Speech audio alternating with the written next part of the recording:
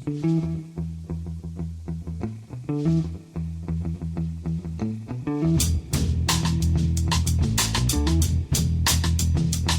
and welcome to The Price of Football, the show that looks at the money behind the beautiful game and is now just hours away from the biggest game in world football, which means I am an hour away from heading to the pub. I'm Kevin Day.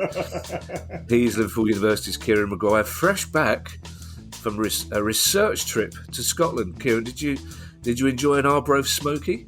I did. Arbroath is a wonderful town. Arbroath is a fantastic example of a club that gives to the community and looks after its people and provides entertainment. We saw a wonderful game of football. The smokies were great. The fish and chips was great. The people were great.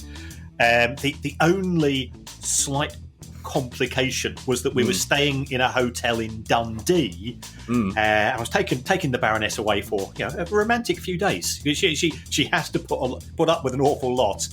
And in every single bedroom, there is a photograph of Dennis the Menace above the bed. And, well, you can't, Kevin. It gives you stage fright. If you know what I mean? It was just one of those really awkward situations. Like it was very, very restrictive. I'll say no more than that.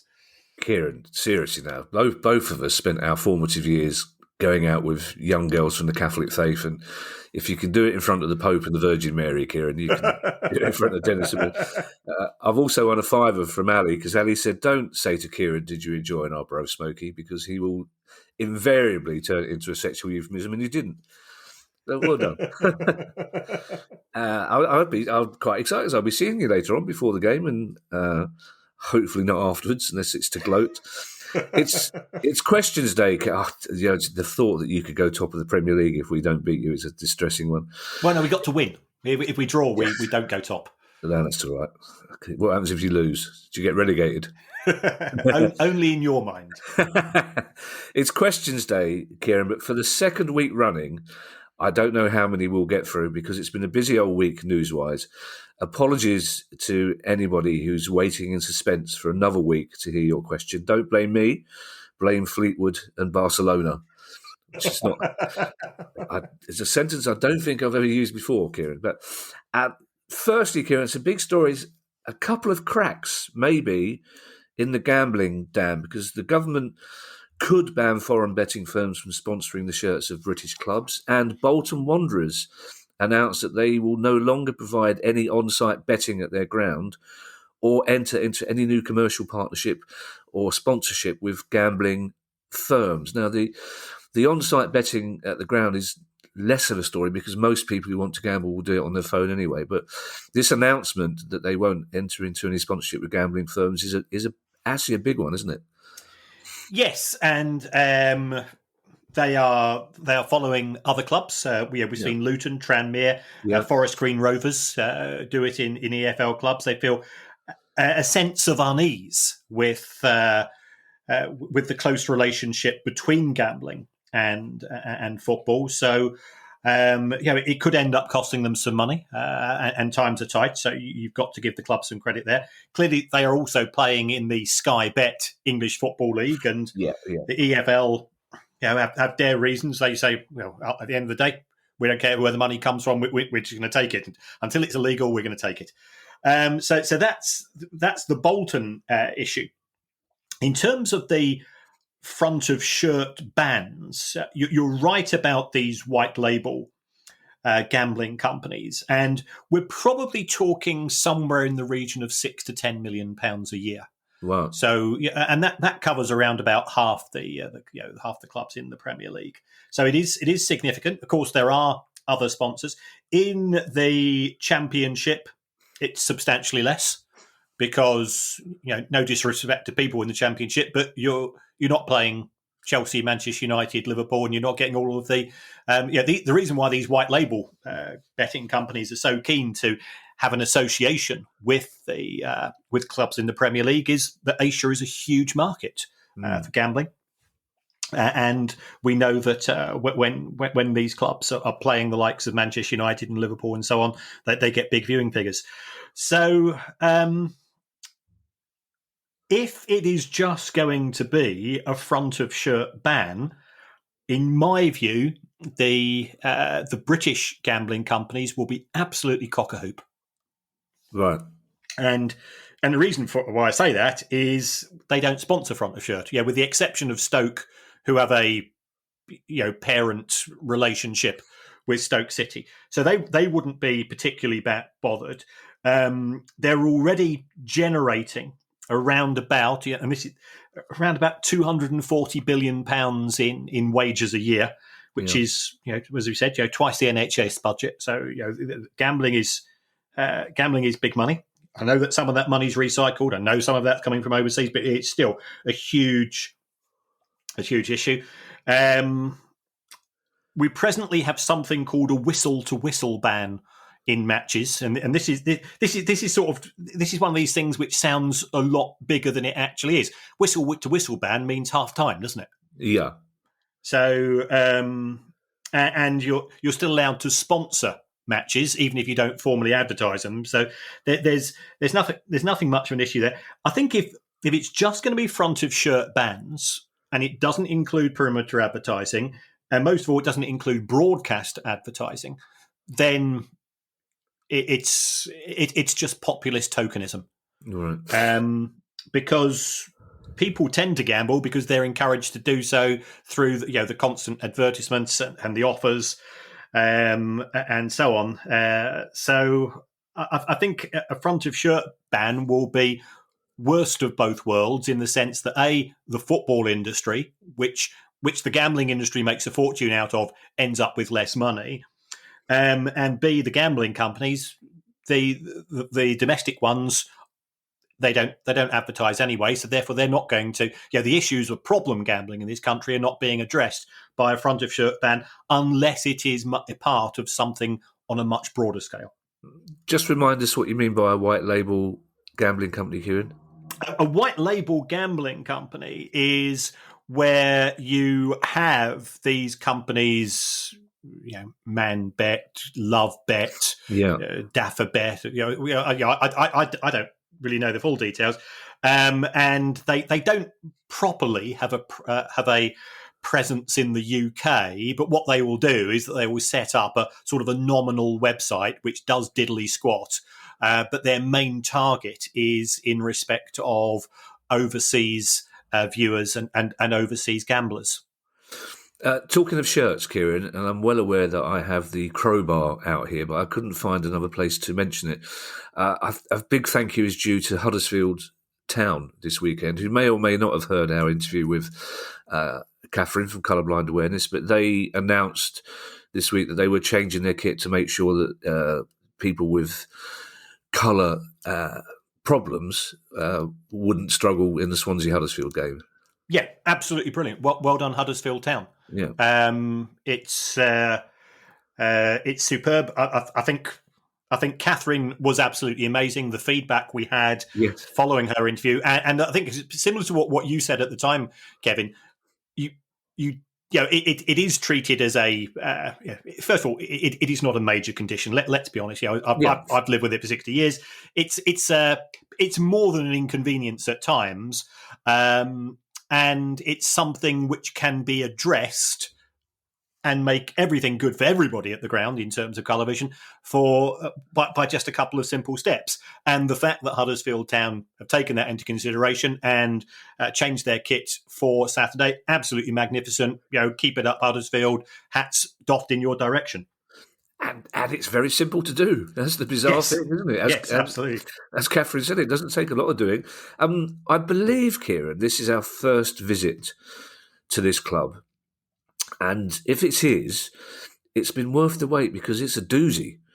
The owner of Fleetwood Town has appeared in court accused of fraud and money laundering. So he's kept his own counsel for 18 months while we've done this pod and decided to burst into the world of the price of football with a rather flamboyant piece of work. If you're going to do it in style. And absolutely. And hats off to Andy Pilley for this particular story. So Andy Pilley is I think it's fair to say, a successful owner of some energy companies. And there's 2 court cases. I dug into this a little bit more deeply, and we'll come on to the impact on Fleetwood in just a little while. There's some sort of dispute between trading standards and some of Andy Pilley's energy companies with regards to the sale of energy products. And as a consequence, he is now in court with regards to these fraud and money laundering charges, which is nothing to do with the football club, as far as I can make out. Okay. There have been issues to do with money laundering and football clubs historically. We know that one of the owners of a well-known club in the Midlands, not in the East Midlands, I stress to add, ended up in jail. I am aware of another historically big club who had very close links to money laundering in respect of criminal gangs, to such an extent that they even placed some employees there in the club to keep an eye on things. So money laundering is probably more difficult these days because it's a lot more complicated to fiddle the crowds in the glory days. Because sometimes you go to a ground and they say, "Oh, there's 21,000." I go, 21,000? Where? And then you realise that actually, when you worked out who the clubs were, that they were deliberately overstating attendances because that allowed them to take extra money to claim that as gate receipts. Well, yeah, I think every club has its urban myth where a fan will tell you the turnstiles that are not connected to the actual count. That's the turnstile where you go through and it doesn't count anybody. Every club has that. I have to say, Kieran, I think new listeners in particular would be slightly surprised to hear of the almost casual way in which we're talking about football being historically linked to money laundering, because it's quite a big thing to accuse clubs. I mean, are we talking huge syndicated money laundering worldwide things here, or like local attempts to avoid income tax, or just hide a few bob that's been got from a nefarious cause? Well, it's actually you make reference to the turnstiles that are not connected. This is actually overstating the turnstiles. Of course it is. Yes, of course, yeah. So you're actually pretending that there's more people in the ground. Football, as we know, has always been, it's got a glamorous image. You and I are old enough to remember when football clubs were owned by local haulage firms and people that supplied dodgy meat to schools for dinners. Bob Lord. Yes. So it's not unusual. It's certainly not unusual overseas as well as the UK. But also in respect of Andy Pilley, there's another story going around that his dispute appeared to be with trading standards, and he is now claiming that there's effectively been some sort of somebody offered to put a contract out on him and to assassinate him for £500,000. Crikey. Which is there's no laughing matter. And I spoke to members of the family to sort of see if $500,000. That's pretty steep. But those are the claims that have been made. Which does seem very bizarre, and but at the same time, if they've got to be taken seriously. Of course. But in terms of Fleetwood, and you say first time appearance, I think, on the show. When you then dig into the numbers, Fleetwood Town, you just think it was lovely little Lancashire area. They've done well to get as far as they have done, but they're losing $100,000 a week. And you go, what? $100,000 a week?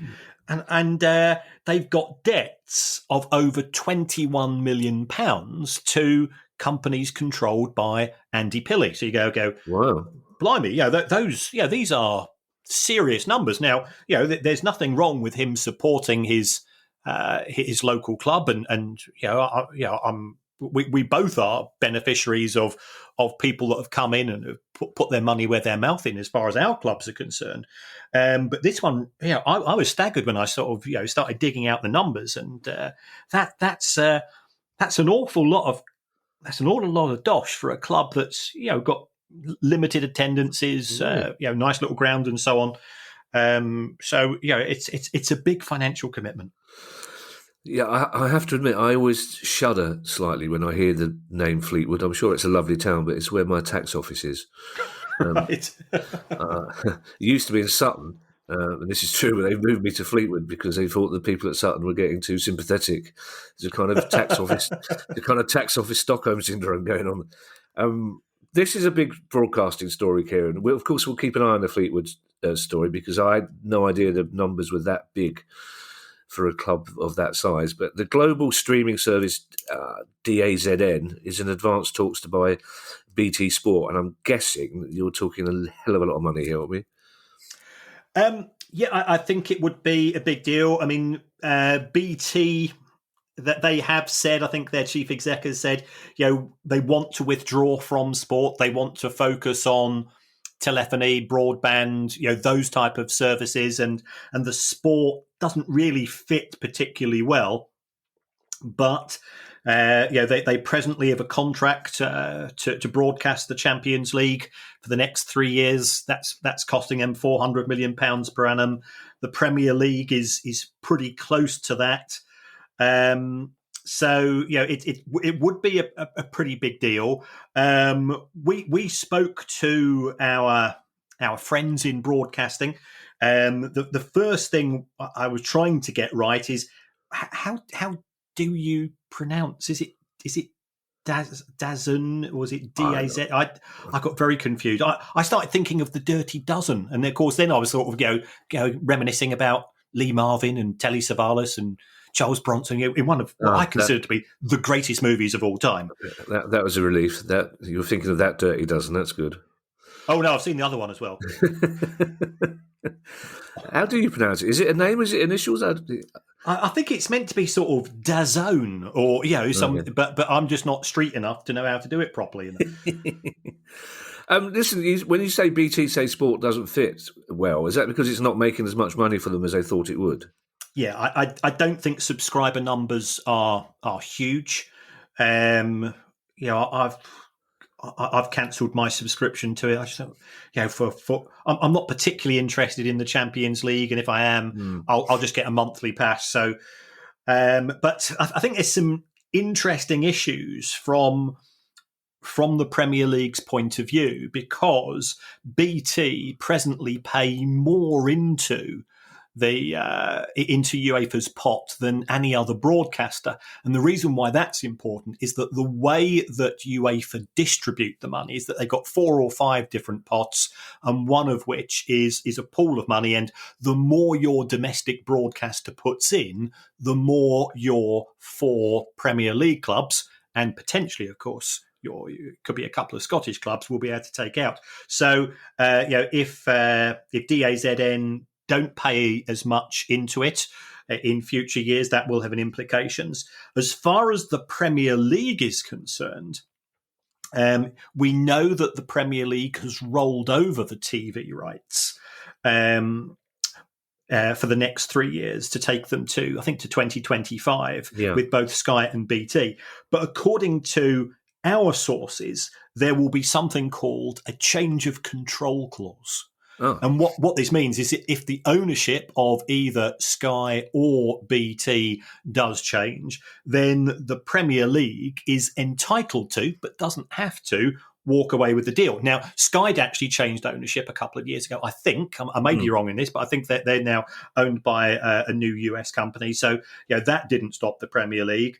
And I think that if DAZN are thinking of taking over, the price they will pay will very much be linked to, will there be a commitment from the big 6 clubs in the Premier League to stay in the Premier League. Otherwise, you're ending up paying a lot for a company for a load of rights, and of course then they go and leg it and they form their own competitions. We've seen with Super League, we've seen with their other ideas that they could be off ski.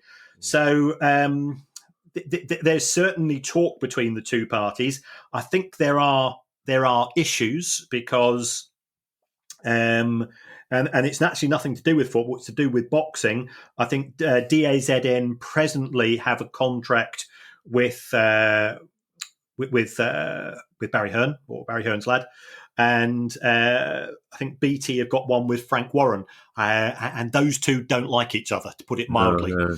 So that could cause one or two issues. Ultimately, what do we care about from a consumer point of view?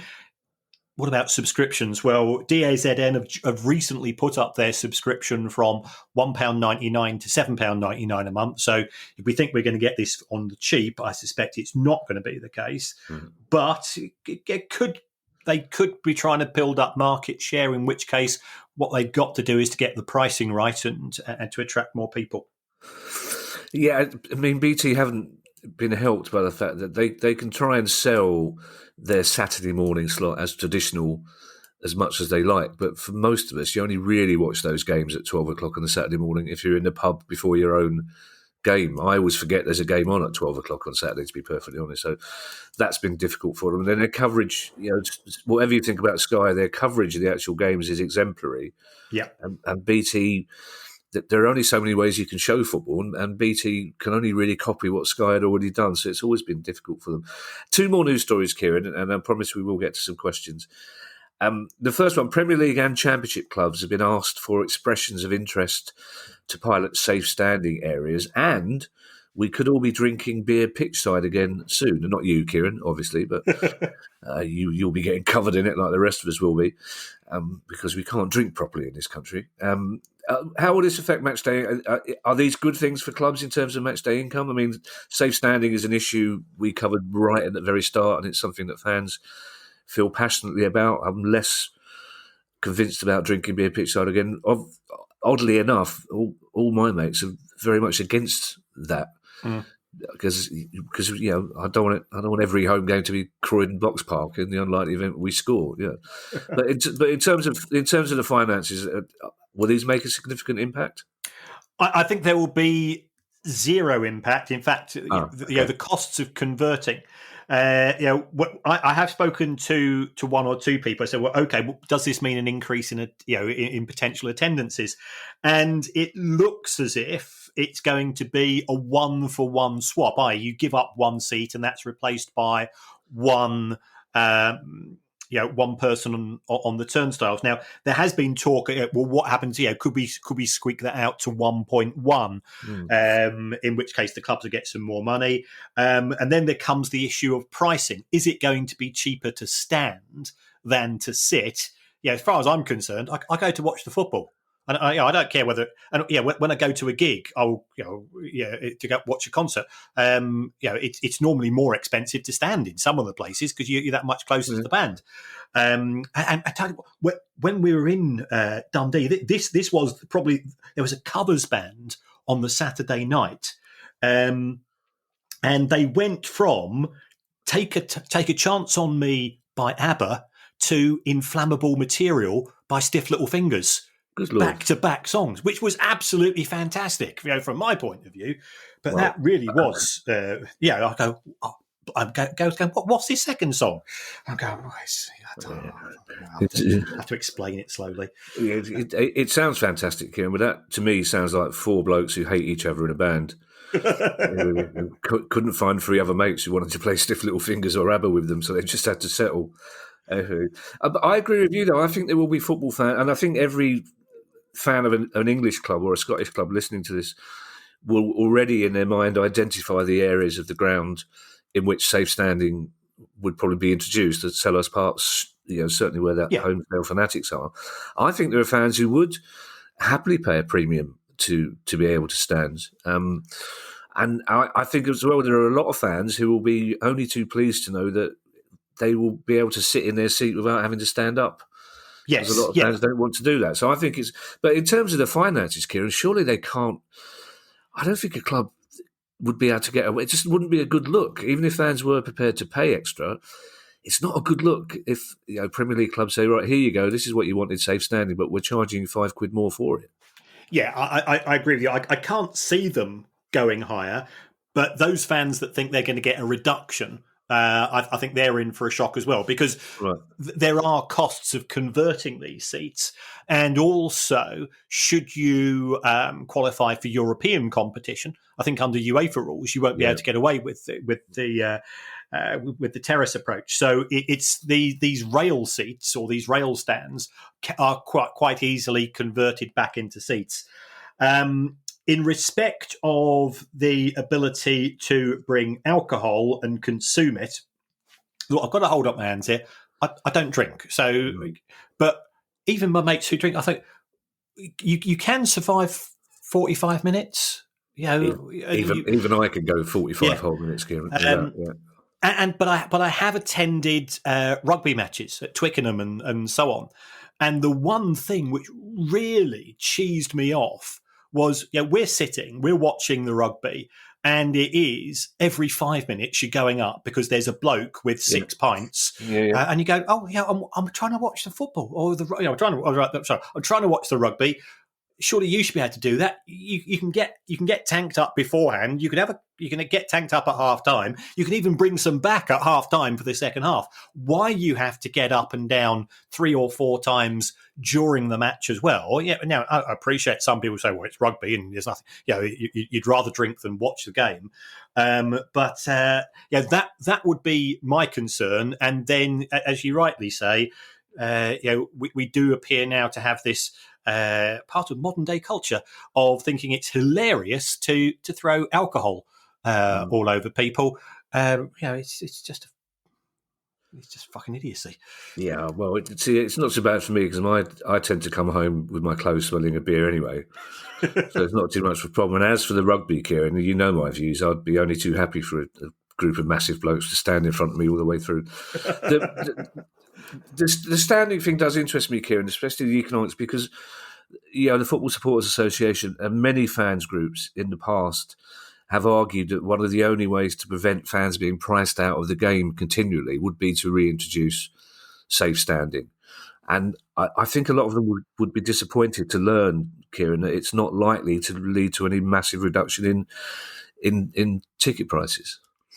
I think they will be disappointed, but I personally, I can't see it. I memean, where's the standing going to take place? It's going to take place behind the goals, which tend to be the cheapest places anyway. If you think about, you normally pay a premium for the halfway line in most grounds. So the clubs will argue it's going to cost us money to convert the seats. If the government says you cannot increase capacity on the back of this. And remember, there's things such as safety certificates to take into consideration. There are transport considerations to take into account as well. And it could be that there will be other parties who could potentially object. It's going to be trickier to be able to squeeze a couple of extra thousand people. And the whole point is it is safe standing. So actually not being crammed in like sardines. And we're fully aware of the worst excesses of what has happened when it came to poorly stewarded, poorly monitored, caged fans. We're not talking about that anymore. But at the same time, if I am standing, and I'm probably the same as you. When I go to watch my team, I stand in the seats, and that's fine. But it's unsafe standing because if somebody does score, then people are flying over the seats, or you get somebody tapping you on the shoulder. Especially with me being 6'3" and a big lad, as it were, that they can't see, and then I'm going, and I sit down. Of course, and we get the ball in the final third of the opposition half, and you're up and down like a yo-yo, aren't you? So it's I think if it gives us the opportunity to have designated standing areas, then that's great. Don't expect price reductions, but it makes it more difficult to justify standing in the seats elsewhere. So I think there could be benefits from that perspective. financially, zero impact. Psychologically, it's impossible to sit down at away games, I found. Yeah. I don't.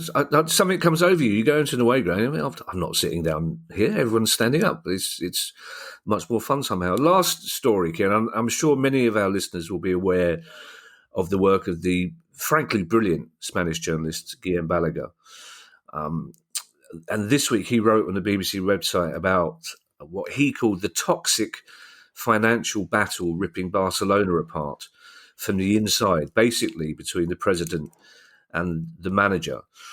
He also said that Barca were, and I quote, skint, potless, boracic, and broke. Uncle Terry would point out, of course, that he said skint twice here because boracic, lint is, of course, rhyming. But the more pedantic will say he actually said it 4 times because it was a quadruple tautology. But his point's a very valid one. How is it that a club like Barcelona have reached a stage where they simply, it seems, can't afford to get rid of their manager? Well, the reason for this is that Barcelona as a club is funded by the fans. Is a fan-owned club, and there are certain merits to that. But I think that's being exposed as not necessarily a perfect system. Koeman has a contract whereby if they do sack him, it works out as being very expensive. Laporta has gone on record. There's an awful lot of politics and briefing when it comes to the Spanish press, and I've heard Guillem talk himself. He's actually come to the university, and he was absolutely brilliant. But I think they were trying to sort of make him jump, and he's going, "Well, if you're going to badmouth me to the press, I'm going to make this as awkward and as expensive for you as I can." I've been advised that Barcelona have lost €481 million in a single year. So the last thing they can do is afford an X million euro payoff, which is going to be cash, of course, to Koeman. I know Laporta is trying to increase the size of the board of directors at Barcelona from 21 to 25. To me, that sounds horrendous. If anybody's ever done any management theory, they know that sort of the ideal size of a committee should 6 to 9 is maximum. Going from 21 to 25 is just going to cause trouble. So it's a club with issues, and the trouble is, you should, regardless of what you say, what you might think in private, in public, you should always try to have everybody lined up in the same direction. And presidents and managers bickering isn't clever. You know what stood out for me in this article, Kieran, is the fact that Barcelona couldn't afford to buy Koeman out of his contract with the Netherlands national team. So Koeman bought himself out on the contractual understanding, that were Barcelona to sack him in under 3 years, they would repay the money that he spent to buy himself out, which is reckless short-term thinking. And I just wonder whether Barcelona and one or two other big Spanish clubs are hamstrung by the fact that they have short-term presidencies, basically. So these people come in who are desperate to impress, and the only way to do that is to spend money regardless of whether the club has the money or not. Because I know we always say, well, Barcelona are fine, no one's going to bankrupt Barcelona, but these figures are eye-watering, Kieran, at a time when Spain, which was massively hit by the coronavirus, at a time when Spain is struggling financially, and Barcelona are just throwing money away hand over fist. It's not right. It's not clever, but you said it. Reckless short-termism is football. We look at what's happened at Spurs. They got their 8th choice manager this summer to come and join them. My next door neighbour Paul, who's a massive Spurs fan, we were travelling back from Dundee today, so our son's been looking after Finley, but he left at midday, and Paul said at half time he came across because he's got a spare key, and he spent the rest of the afternoon playing with Finley and his wonky chomps rather than watch his football team. It's so but Spurs are now Spurs fans are now talking about sacking the manager, and we're 6 games into a season. Yeah, it's I quite like the idea of Finley being at home on his own, thinking, "What's that strange howling noise coming from next door?" Sounds like a dog in distress next door. No, I think it's interesting. We had a bit of an argument on a Palace pod a couple of weeks ago. I think we dodged a bullet in not getting Nuno, to be perfectly honest. I think right. I think Tottenham are as ruthless as Palace are when it comes to getting rid of managers who aren't doing well. But again, it's going to cost them a lot of money. It cost them a lot of money to get Nuno in. And one of the reasons we didn't get him in is because he wanted to replace the entire coaching staff with his own people. But anyway, questions, Kieran. We will have time for quite a few of these questions, I think. And the first one comes from Brodie Bradford Tom, who's a regular contributor. And Brodie says that I found out recently that certain countries and regulatory bodies have different rules on how often companies are obliged to change their external auditors to prevent them from becoming too chummy. Which for Finley would have a completely different meaning. I won't say it for a certain magician's wife as well, but let's put two together. We have heard that one. Yeah. Anyway, Brodie said, I was wondering how often this happens in countries with major sports leagues, and is there a correlation between this practice and good finances at clubs where it happens? Do football governing bodies enforce themselves? Is there a UEFA auditor, or are companies like Deloitte's being used? And I imagine, Kieran, this question would have kept you busy on several parts of that train journey back from Dundee today. It did indeed. For those people who aren't familiar, the auditors were appointed by the shareholders to do various things, but ultimately to try to ensure that the accounts which have been prepared by the board of directors are legit. Now, if the auditors and the directors become busy mates, you effectively end up, there's danger of marking your own homework, and it becomes quite difficult. So under EU law, you're supposed to rotate. You're supposed to get new auditors in once every 10 years, or if it goes out to a public tender, it's once every 20. Still a long period of time. It is. Is there I think I've probably asked you this before, Kieran, but you know my intentions about it. Is there a cut-off point above which it's compulsory to have auditors? Yes, it's based on the size of the company. Right. Okay. So 99% of companies in the UK are unaudited. 99% are unaudited. Yeah. Oh my goodness. Okay. So audit is really for the big organisations. We've just been talking about BT, for example. That doesn't stop the fraud. You Google BT and fraud, and stuff will come up with regard to that. They had a big issue with one of their overseas subsidiaries a few years ago, and that wasn't anything to do with BT. That was things happening which they couldn't control. So that's where we are. The majority of clubs don't need to be audited, but they often choose to do so. It adds a bit of credibility, and there is this size threshold. In the UK, we do have this light touch regime compared to, say, Spain. We've spoken before about the economic cost control rules that operate in Spain.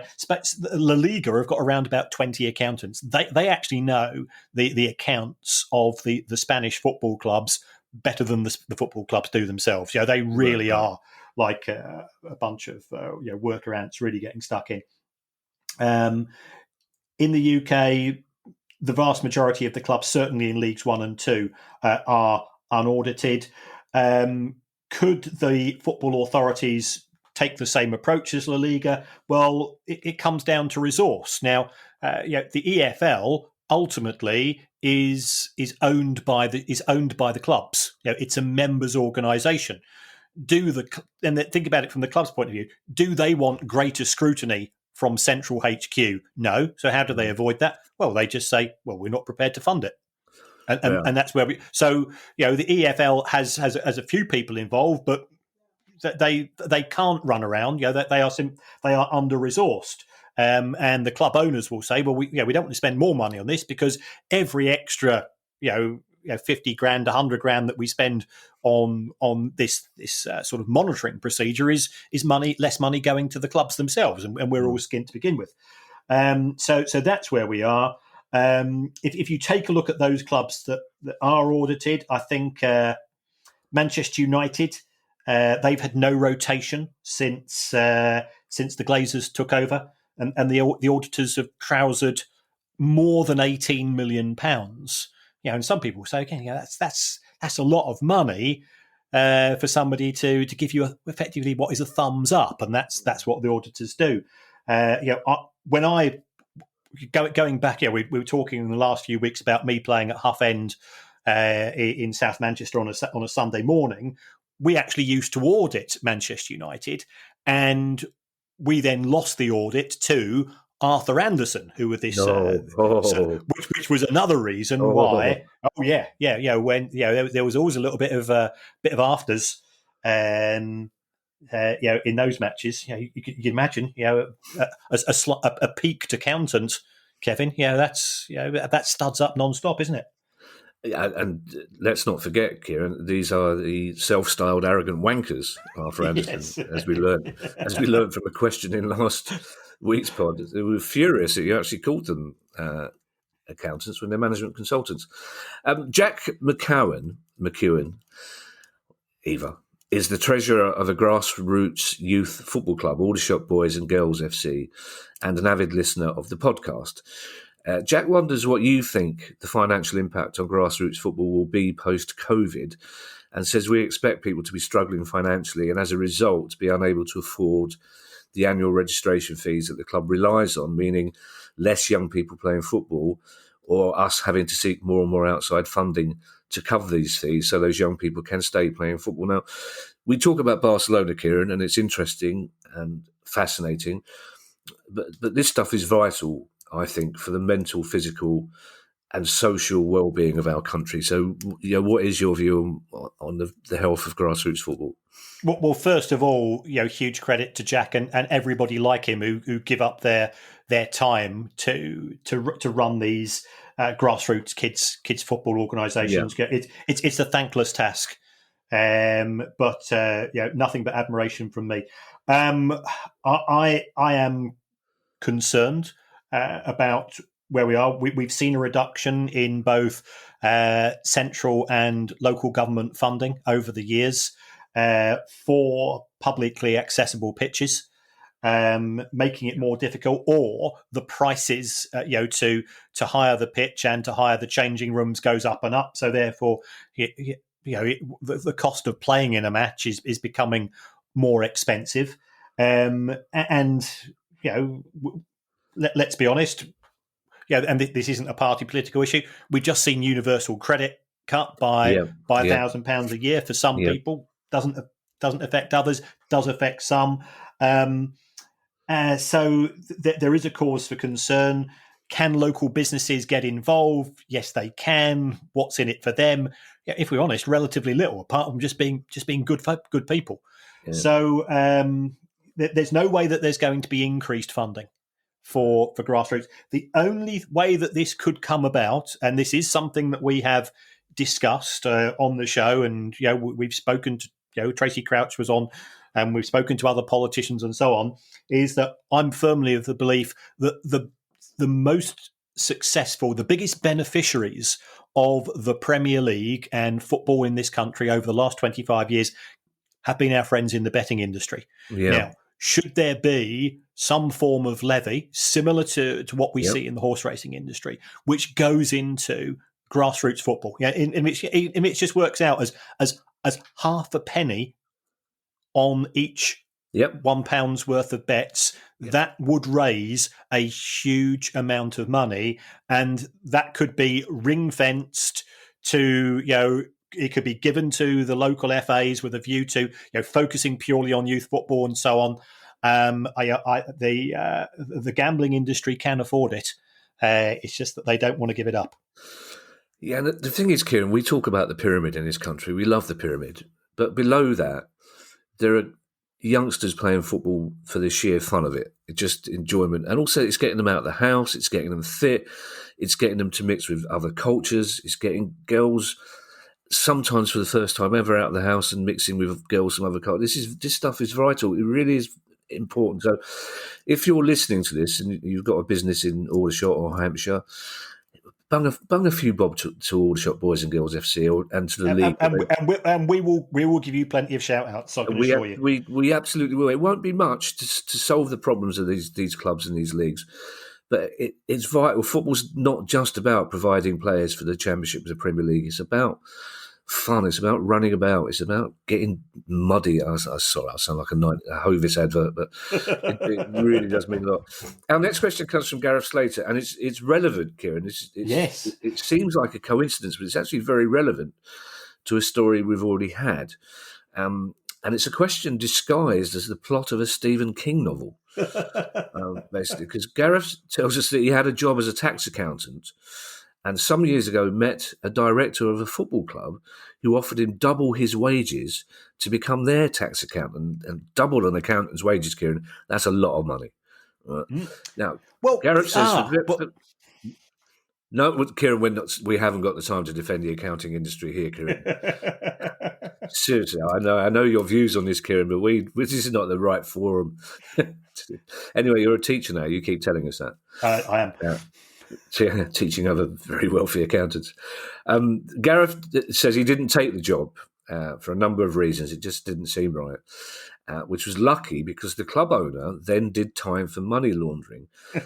Gareth is curious what would have happened if he had joined. Would I, says Gareth, have seen the books on the first day and then had to resign to avoid being implicated? Now, we don't know what club he's talking about, Kieran. You probably do. And Gareth has no evidence that they were actually involved in the owner's crime. But it's very interesting in the light of the Fleetwood story. And it makes you wonder, how far down do the authorities go when they're looking for people to blame here? Would they literally go down as far as the club accountant and say, well, you should have spotted this? Or would they just go, well, clearly he was kept out of the loop? It slightly worried me, this question, because it just shows you how easy it is to get mixed up in something you've got nothing to do with. Well, certainly as far as money laundering is concerned, one of the things you're trying to do is disguise income and costs, potentially. So if you're the tax accountant and it's to do with sort of the core revenues of the club, it might not be tax related as a form of money laundering. But under the 2017 money laundering regulations, you have a legal obligation to advise the National Crime Agency and complete what's referred to as a suspicious activity report. Now, that's in respect of money laundering, anything to do with terrorism, or if you believe the company involved is dealing in criminal property, which takes me back to Uncle Terry and Billy the Fence, because when I was about 5 or 6, there used to be this fantastic Italian ice cream parlour called Ferraro's in Southwark. And Uncle Terry, whenever he wanted to go and have a chat with Billy the Fence, would tell my mum and my nan, I'm taking Kieran out because he's been a good lad and I think he deserves a Knickerbocker glory. So I've always had a soft spot for people dealing in criminal property, because there would be Uncle Tell and Billy, and they would be going off in whispers, and there'd be me sitting there as the stooge with this enormous ice cream from Ferraro's, which was a fantastic traditional Italian ice cream parlour, which was, let's face it, connected to certain other Italian families, who Uncle Terry knew. So it was all linked together. Fantastic times. Kieran, can I just take you back a few minutes, Kieran, to you taking umbrage not long ago at the idea that accountants got paid a fair amount of money, and now you're openly admitting that you've got a soft spot for people engaging in criminal activities because you got an ice cream out of it. Yeah, but it's not just an ice cream. Yeah, when you're sick, it's glory. Yeah, we're not talking in '99 here. Oh, did it have a cherry on the top and a long spoon? Oh, full works. The absolute full works. Oh, the long spoon. Oh, I used to like the banana split from Wimpy. Anyway. Oh yeah. yeah. Have we answered this question, Kieran?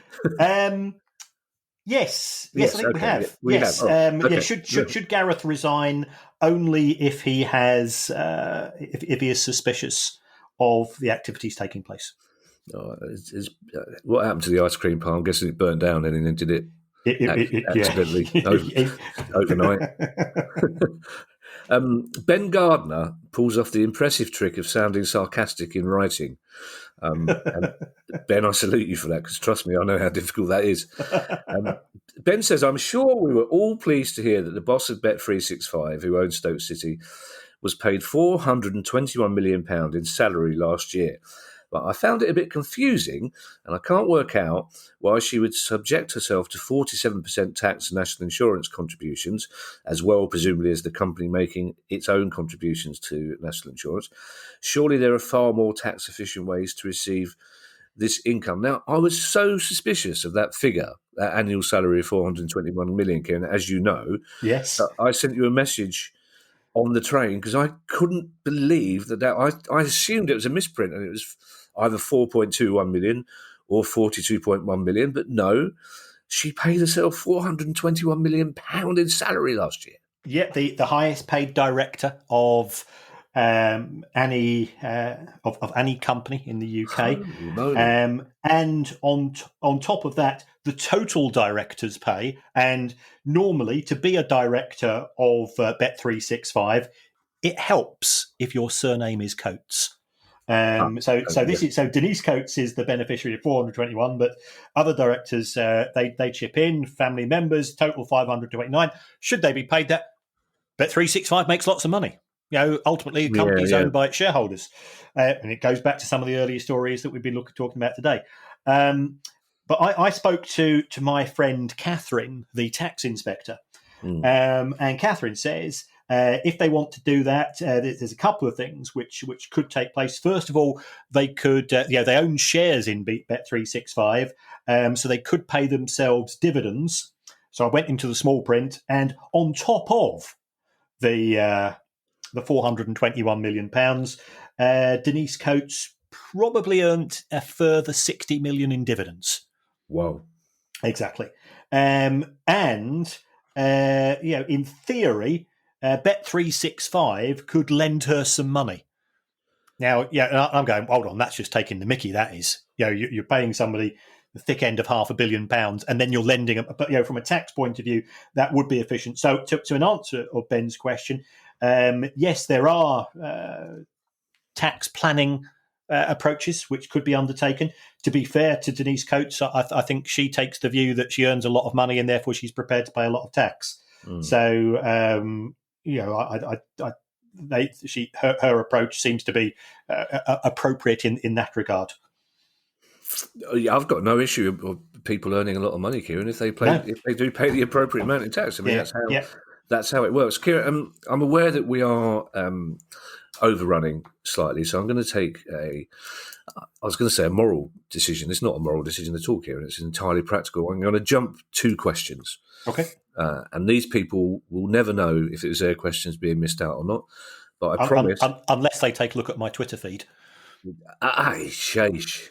I've already put out my mind that. But hey, we'll look at these ones next week. We guarantee these ones will be covered next week. Well, I'm going to have to tell them now. Well, it's Everton, and it's QPR and Football Index. Paul Cullen and Conor McGuigan. I really apologise. It's nothing to do with you personally, and I'm aware that you'll be listening to this thinking that the time you've taken to explain that you're not reading out my questions, you could have read out at least one of the questions, but I promise we will get to your questions in the next pod, unless, of course, something else happens at Fleetwood and Barcelona, in which case take it up with them, basically. So we're going... It's not our fault, it's theirs. Exactly. So we're going straight to the lucky winner of the next question is Nigel Phillips. Now, this is an interesting one, which is why I'm asking it, and I'm not implying, Connor or Paul, that your questions weren't interesting. It just wasn't their week. Basically, this is how things happen. Sounded like Simon Cowell then. It just wasn't your week.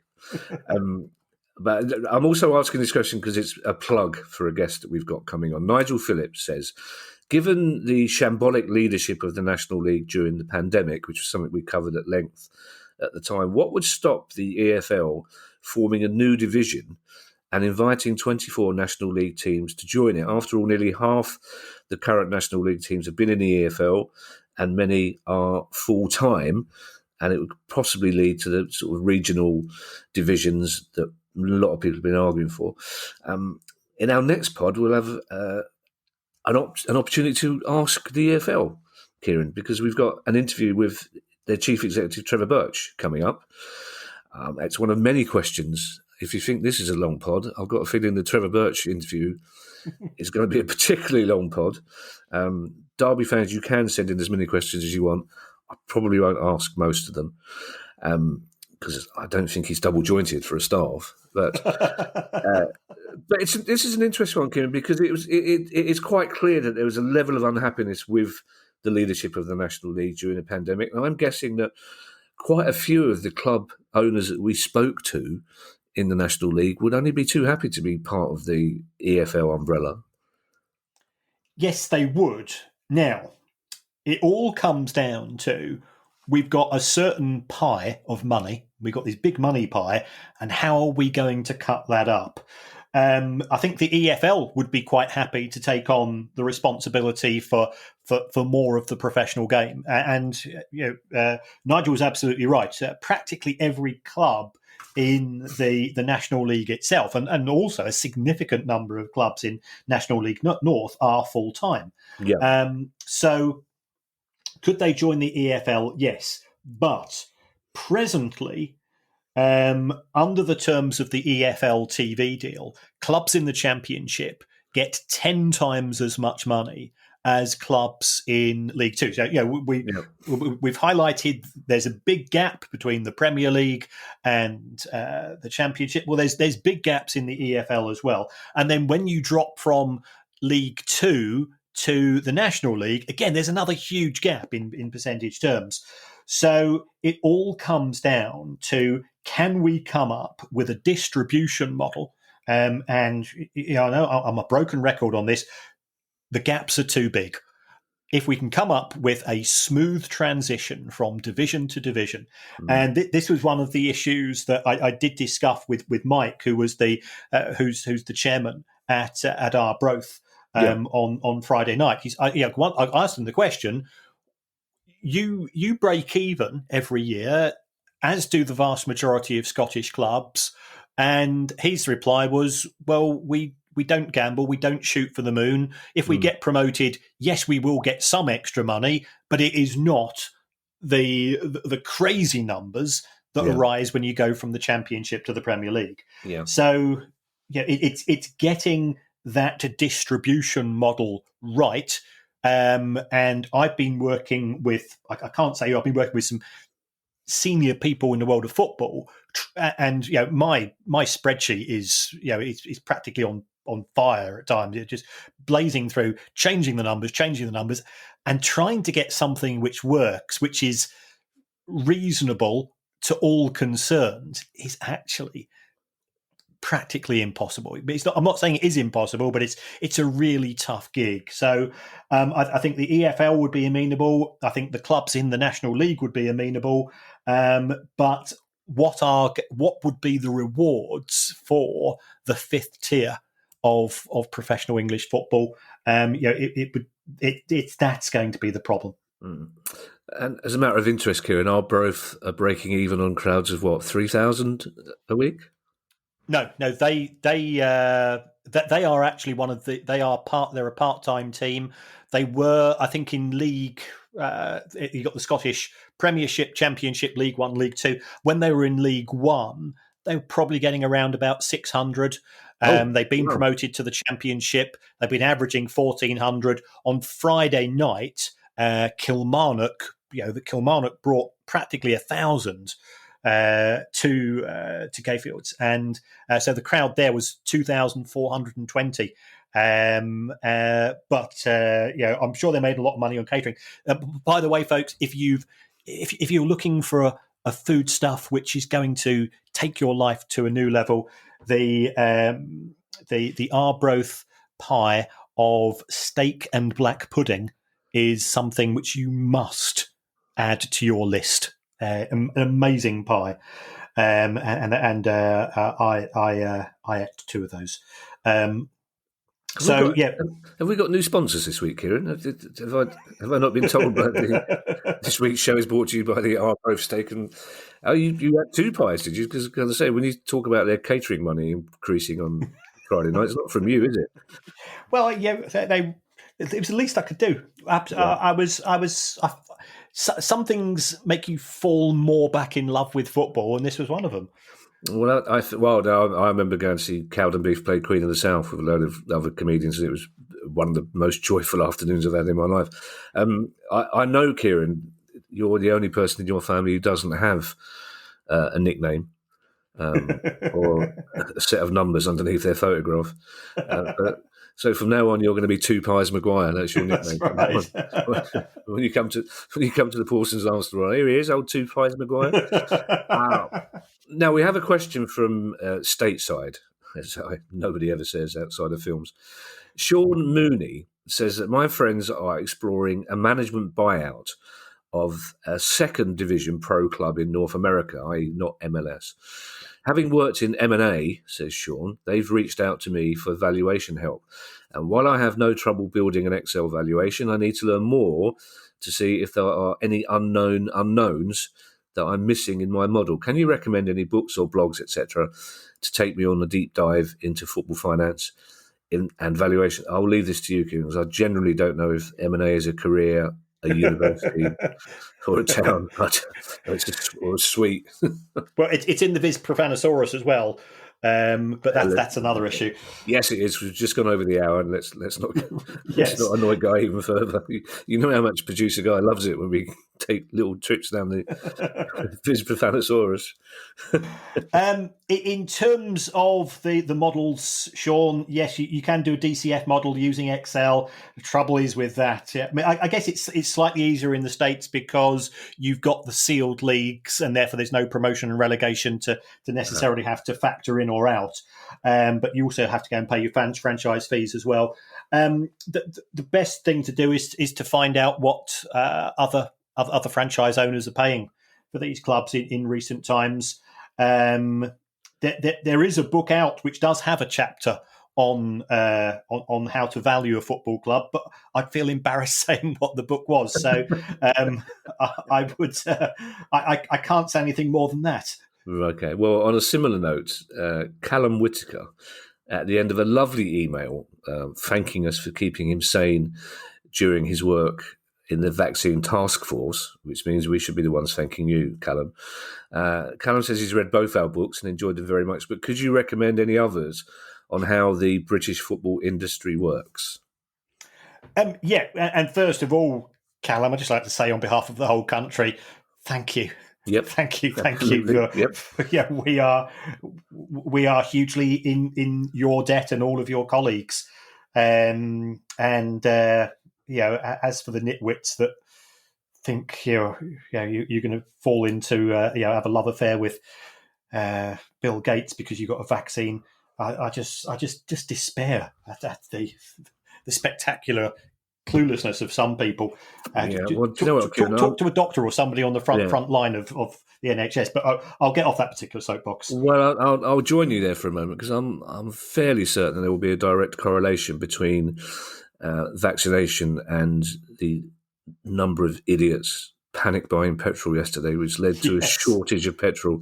My guess would be 85% of those dicks in cars weren't vaccinated. But anyway, we can't prove any of that, Kieran, so let's move on. But yes, can you recommend any other books? Not that you would need another book, Callum. I mean, that's an implied insult, but obviously you're a nice chap and didn't mean it. But are there anything else out there? Until Swiss Ramble coughs up with his book, is there anything?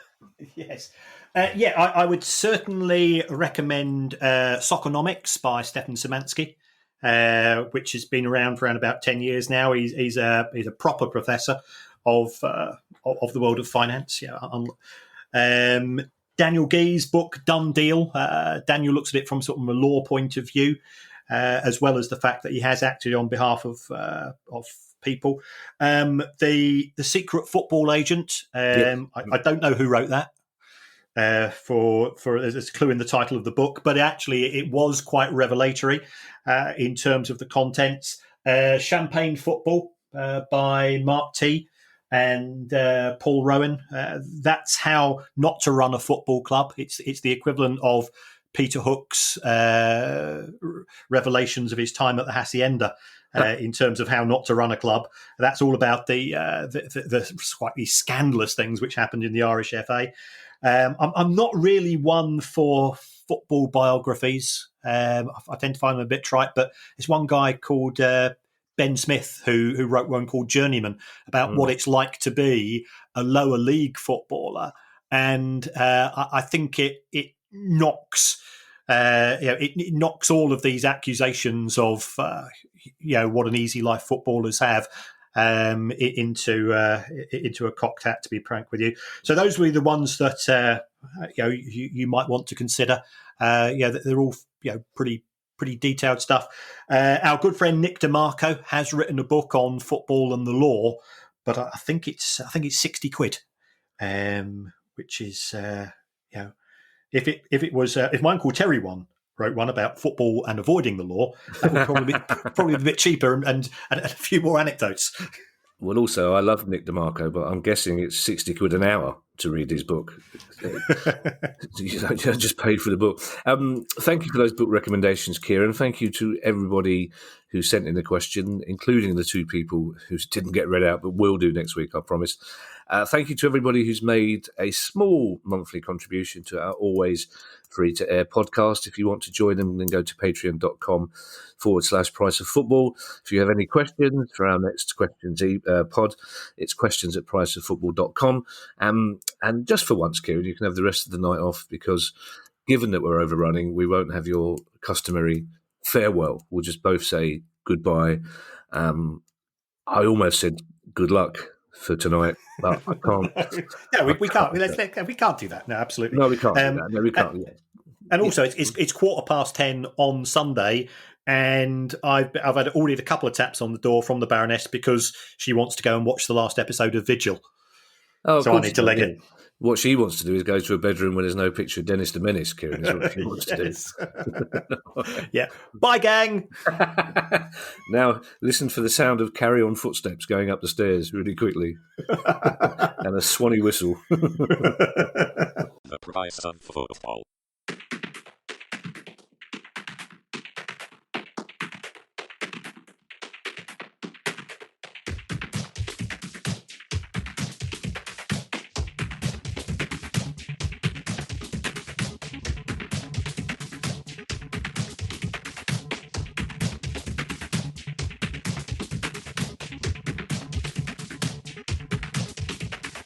The Price of Football.